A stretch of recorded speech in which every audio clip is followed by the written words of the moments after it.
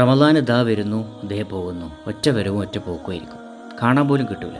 നമുക്ക് ഇപ്രാവശ്യം കൃത്യമായി പ്ലാൻ ചെയ്ത് അതിനെ ഉപയോഗപ്പെടുത്താൻ കഴിയണം. അതിന് 30 ദിവസത്തെ 3 ചാലഞ്ചുകൾ പറയണം. താല്പര്യമുള്ള ആളുകൾക്ക് അതിൽ പങ്കെടുത്ത് ഓരോ ദിവസവും ചാലഞ്ച് കംപ്ലീറ്റ് ആക്കിയിട്ട് ടിക്ക് ചെയ്യാം.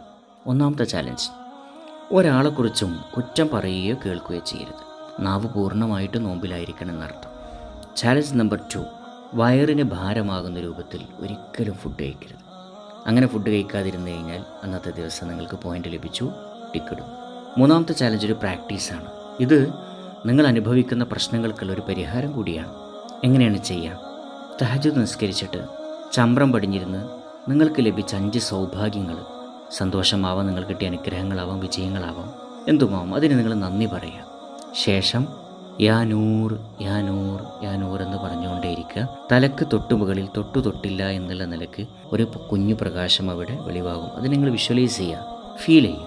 എന്നിട്ട് നിങ്ങളുടെ പ്രശ്നം പറയുക. ആരോഗ്യ പ്രശ്നമാവാം, കുടുംബ പ്രശ്നമാവാം, സാമ്പത്തിക പ്രശ്നമാവാം, എന്തുമാവാം, നിങ്ങളുടെ ഒരു ആഗ്രഹമാവാം, അത് പറയാം.